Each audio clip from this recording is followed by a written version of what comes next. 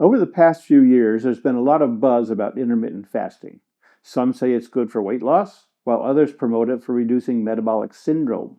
Reducing metabolic syndrome reduces vulnerability to Alzheimer's disease. What's that all about? Will intermittent fasting fight Alzheimer's disease? Let's take a look.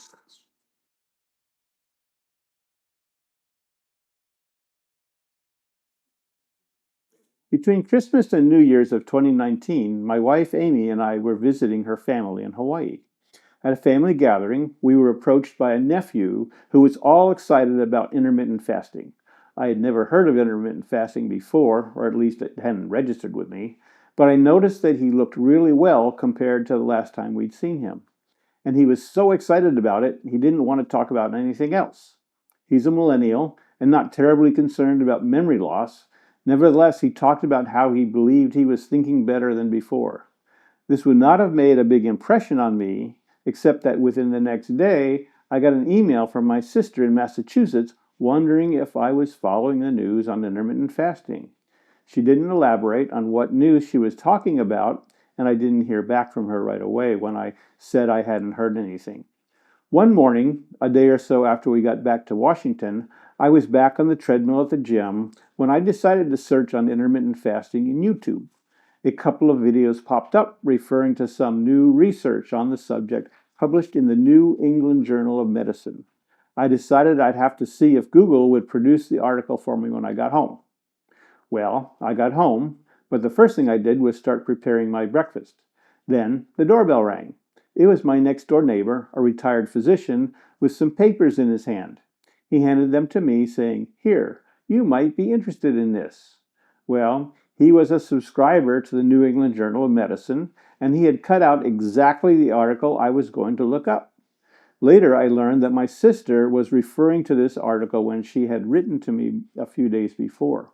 The article is authored by Dr. Mark P. Mattson, who is currently adjunct professor of neuroscience at Johns Hopkins University and was previously chief of the Laboratory of Neurosciences at the National Institute of Aging in Baltimore. He was subsequently the author of the book The Intermittent Fasting Revolution: The Science of Optimizing Health and Enhancing Performance. The theme of both the research and the book is that the 3 regular meals per day paradigm that we've been taught since childhood is not natural. Our bodies were designed to go through periods of feasting and fasting. Of course, too much feasting and not enough fasting leads to metabolic syndrome. Metabolic syndrome may lead to type 2 diabetes. Type 2 diabetes may lead to Alzheimer's disease, which some doctors like to call type 3 diabetes.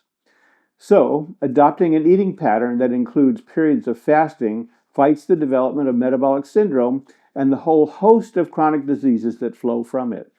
After reading the journal article, I decided to give it a try. Being an all-in kind of guy, I went for one of the extremes, a 20-hour daily fast. So since early 2020, I've normally restricted my eating to a 4-hour window, and I fast for 20 hours.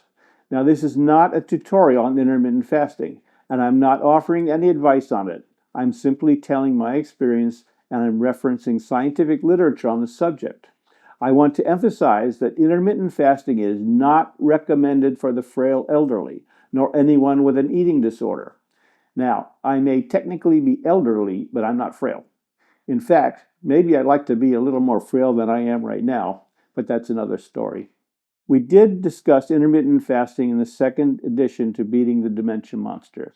Even in the first edition, we discussed a 20-hour fast from dinner to breakfast. So, no snacks in the evening. According to Dr. Mattson's research, intermittent fasting usually takes one of 2 forms. One is the daily fast that I do, although my 20-hour fast is a more extreme approach. Some call it the warrior diet, even though it's not a diet. A more common regimen is a 16-hour fast with an 8-hour eating window. But much of Dr. Mattson's research was based on the 5-2 fast, which is eating normally for 5 days of the week, but fasting for 24 hours during 2 days. You might eat normally Sunday and Monday, fast on Tuesday, eat normally on Wednesday, fast on Thursday, and eat normally on Friday and Saturday. You may have up to, but no more than 600 calories to eat on the fasting days, so you might not completely fast on those days. But there are many other approaches people apply. According to Dr. Matson's research, intermittent fasting turns on the concept of metabolic switching. The primary vehicle for the transmission of energy to the muscles and other organs that use energy is by glucose, a form of sugar. In fact, the biggest consumer of glucose is not your biceps, it's your brain. It uses a lot of glucose. But if you deplete the supply of glucose in your body, mostly stored in the liver, your brain switches to running on molecules called ketone bodies. Ketone bodies are a product of metabolized fat, so you are burning fat rather than glucose. You have probably heard of the ketogenic diet, which works on the same principle. For our purposes, Dr. Matson notes that ketones activate signaling pathways in the brain that promote neuroplasticity, cellular stress resistance, and adaptation of nerve cell networks. And that neuroplasticity is really important. It's how your brain is constantly adapting to internal changes and external influences, as well as repairing damage. Dr. Matson states, intermittent fasting slows aging, reduces inflammation, improves glucose regulation, lowers blood pressure, facilitates fat loss, and may reduce the risk of diabetes, heart disease, and some cancers. So I've been doing this for 4 years now. How has it been working out for me? As far as my memory issues go, when I began, I had already experienced the majority of my amazing healing through exercise, diet, and other features of what we call in our book the Dementia Toolkit. So I was already feeling pretty good. I was following the MIND diet, a modified Mediterranean diet which keeps your carbohydrates relatively low. This suppresses appetite somewhat, so it wasn't that hard for me to adopt the fast. I'm not generally hungry in the morning, so I started by just skipping breakfast.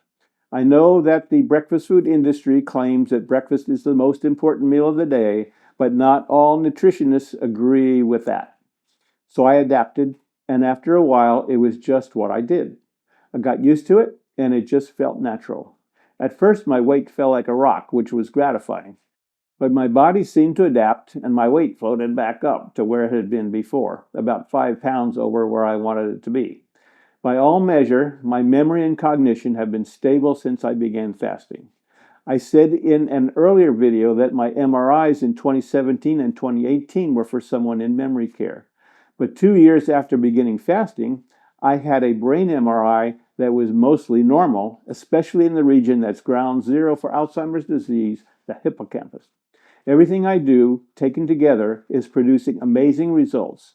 I don't know which item from the Dementia Toolkit, including fasting, is most responsible for my success, but I don't want to rock the boat.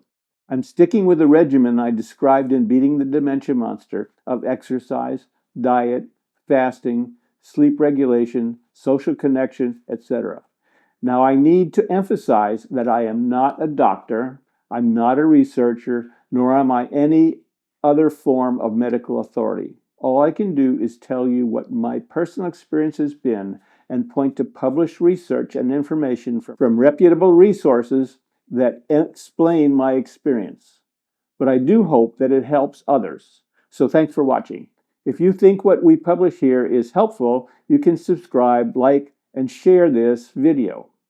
When you make comments, the YouTube algorithm interprets that to mean the content is interesting, and the algorithm will encourage others to watch. Have a great day.